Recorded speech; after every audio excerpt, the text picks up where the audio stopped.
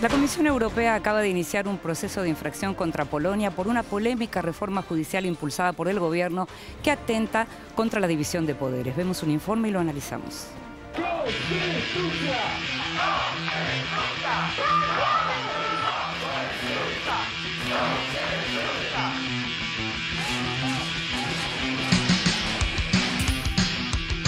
Finalmente, la resistida reforma del sistema de justicia impulsada por el gobierno polaco no entrará en vigor.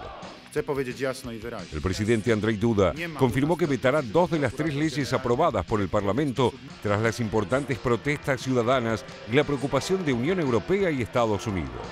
Ubolewam nad tym, że projekt ustawy o Sądzie Najwyższym przed jego złożeniem w Sejmie nie był mi przedstawiony jako prezydentowi Rzeczypospolitej i że w związku z tym nie mogłem w tej sprawie odbyć konsultacji, tak jak i większość innych podmiotów zainteresowanych też konsultacji odbyć nie mogła.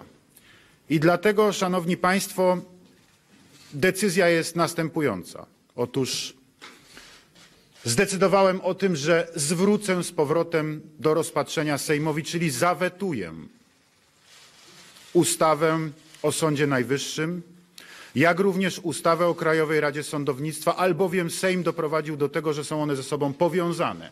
Głosowało 450. El último sábado, la Cámara Alta había aprobado la ley que preveía apartar de forma inmediata a todos los jueces del Tribunal Supremo, excepto aquellos elegidos por el gobierno. Esta reforma, como señalaban sus críticos, suponía el final para la separación de poderes en el país porque dejaba al judicial absolutamente subordinado al Ejecutivo. Así, el gobierno se arrogaba la potestad para nombrar directamente a 15 de los 25 miembros del Consejo Nacional del Poder Judicial. También se denunciaba la peligrosa influencia que a partir de allí tendría el Ministerio de Justicia sobre la Corte Suprema y el Consejo de la Magistratura. La reestructuración del sistema judicial junto con la intención del gobierno de ampliar sus poderes en otras áreas, como el control de los medios de comunicación, provocó la crisis con la Unión Europea y desencadenó uno de los mayores conflictos políticos en ese país desde el colapso del régimen comunista en 1989. El bloque regional ya había advertido a Varsovia que en caso de que entrara en vigor la reforma, podría perder su derecho a voto dentro de la comunidad. Given that we have clear legal grounds and that we are just waiting for the publication of this law before the possible breach of EU law becomes a reality, the Commission today empowered me, in agreement with President Juncker, to send a letter of formal notice once the law on the ordinary courts organisation has been published. And we will give the Polish authorities 1 month to reply from the date this letter is sent. Mientras tanto, y durante días, decenas de miles de personas organizaron protestas y celebraron vigilias en distintas ciudades, exigiendo a Duda que vetara las reformas. Lo que finalmente ocurrió parcialmente en los últimos días, aunque algunos funcionarios del gobierno, como la primera ministra Beata Szydło, aseguran que los vetos atrasarían cambios necesarios para el país. El presidente Duda, que hasta ahora se había limitado a ratificar las leyes presentadas por el gobierno, ha variado ahora su postura con estos 2 vetos, al tiempo que anunciaba que próximamente presentará su propia propuesta. El partido Ley y Justicia al que pertenece Duda gobierna Polonia desde 2015, con mayoría absoluta y mano dura, algo que no había conseguido ninguna agrupación desde la transición de 1989.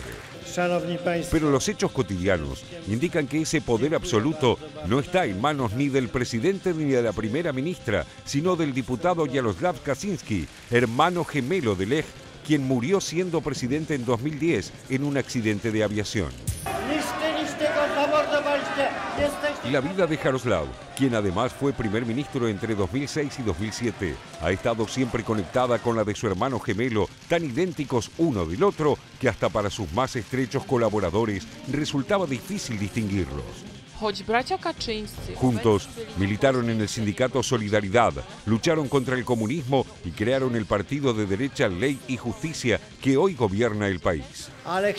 Actualmente, a pesar de ser solo un diputado nacional, Jarosław mantiene el liderazgo del partido oficialista desde donde, según apuntan sus detractores, planifica las acciones de gobierno, promueve leyes amparado en su mayoría parlamentaria y pone y saca funcionarios a su antojo. La oposición parece no contar con demasiadas opciones para contrarrestar esas políticas, teniendo en cuenta su falta de votos para bloquear la agenda legislativa del oficialismo. Parte de sus esperanzas van de la mano de la reacción popular que en los últimos meses ocupó las calles para manifestar su rechazo a las normas que bajan del Ejecutivo. Así sucedió con los proyectos para prohibir el aborto, que fueron retirados tras grandes manifestaciones ciudadanas. Tak dalej rządzić sobą nie pozwolili. I jeżeli władza ten swój kurs będzie kontynuować, to może być przekonany, że my nie ustąpimy, że będziemy upominać się o swoje prawa, o swoją wolność, o swoją godność. Durante más de una década, Polonia fue el símbolo orgulloso de la expansión de la Unión Europea hacia el este, con una economía próspera, una clase media en auge y una influencia creciente dentro del bloque regional. Los 2 últimos años, sin embargo, el avance avasallador del gobierno y sus conflictos de poderes la convirtieron en uno de los socios más problemáticos para un eurobloque que aún no logra digerir el impacto del Brexit y la anunciada retirada británica.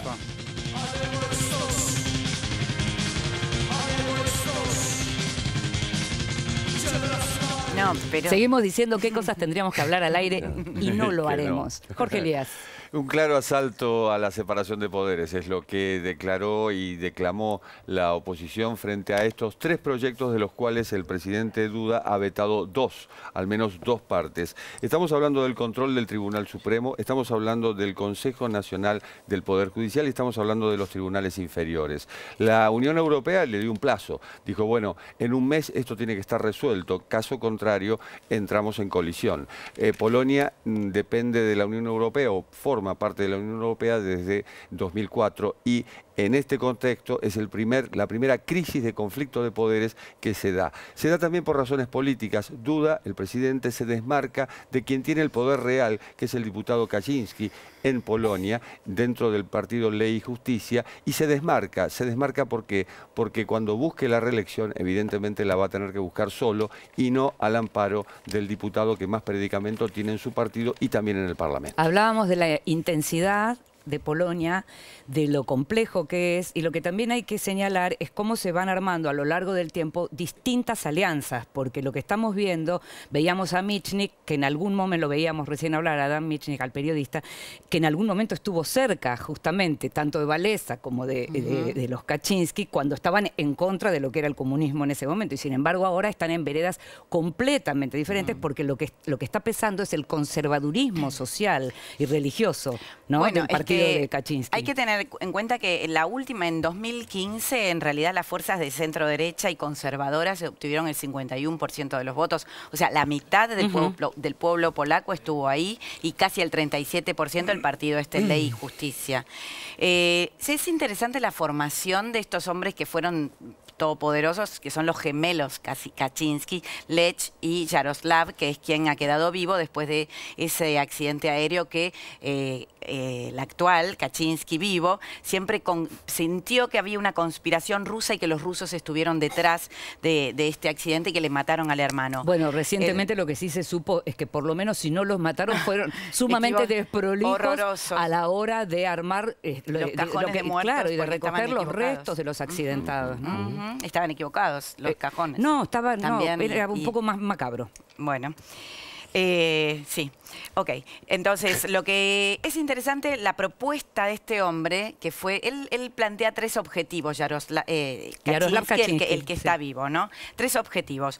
1, formar un partido de derecha, de derecha, consolidarlo, que no, tal como está concebido hoy. 1, arrasar, arrasar con...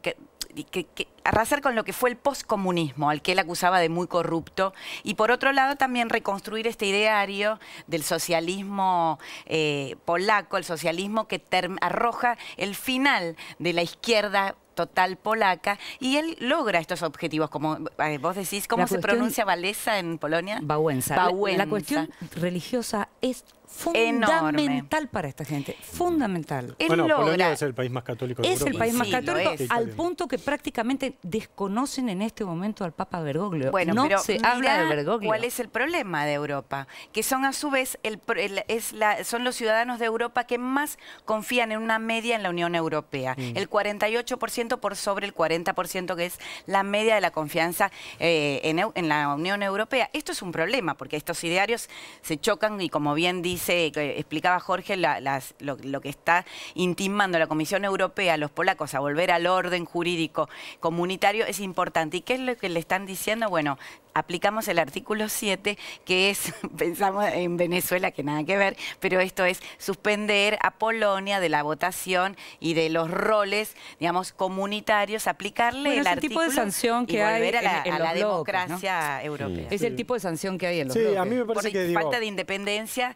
de la justicia, del orden. Parece difícil que la Unión Europea llegue al extremo de suspender a alguno de sus países miembros, no ha ocurrido nunca. Lo que sí me parece es que, más allá de esto y de cómo termina esta historia, de hecho retrocedió el presidente polaco, lo que hay es una dificultad de los países fundadores de la Unión Europea, básicamente Francia y Alemania, de saber qué hacer con estos nuevos miembros, digamos, ¿no?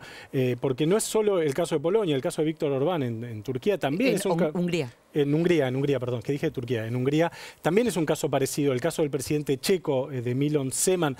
Son presidentes que forman parte de partidos, de fuerzas políticas, de movimientos en algunos casos, que no se, vamos a decirlo así, que no se ajustan milimétricamente al ideal de democracia liberal europeo, digamos. Entonces la sensación que uno tiene es que los países fundantes de la Unión Europea, ya no vamos a mencionar a Gran Bretaña, sino a Francia y a Alemania sobre todo, no tienen del todo claro qué hacer con estos países que están en la europeriferia, digamos, que, como dice Natalia, al mismo tiempo confían en la Unión Europea y que creen en la Unión Europea, que al mismo tiempo tratan de construir una relación especial con Estados Unidos de Trump. Entonces hay ahí algo del orden del desconcierto. Bueno, lo de Trump es muy importante porque fue el viaje de Trump el que se considera al mismo tiempo que fue el que terminó de avalar. Bueno, es una lectura un poco forzada, pero podría ser. Algo interesante es que cuando fue la crisis del 2008-2009, Polonia no entró en crisis y tiene mucho que ver con la desconfianza natural del ciudadano polaco por los bancos. Porque la plata estaba en los colchones, señores, no estaba en los bancos. Y una curiosidad más, te apunto ahora que hablas de la economía. Polonia, así como decís, no entró en crisis en 2008 y es uno de los pocos países que mantiene una salud económica y un crecimiento del Europa no se la va a sacar de encima tan fácil. 4,2% de crecimiento anual. Para Europa es casi un récord eso. Y además tiene otra característica que estaba viendo muy particular, que tiene una muy importante producción agrícola y ganadera. Con lo cual no depende de la importación de alimentos. Y una posición estratégica muy interesante, sobre todo para la OTAN. Por eso la defensa que hace Donald Trump cuando va a Varsovia, el escudo antimisiles, República Checa y Polonia. Pero en el caso de la Unión Europea o de la Comisión Europea, le da un mes de plazo para que arregle esto. También tiene que ver con valores. ¿Por qué? Porque se podría cometer discriminación si las juezas son jubiladas a los 60 años, los jueces a los 65, y el resto de la Unión Europea tiene edades diferentes. Entonces, para eso les dice, bueno, esto es discriminatorio, lo está haciendo un país y puede sentar un precedente para los otros hoy 27 miembros.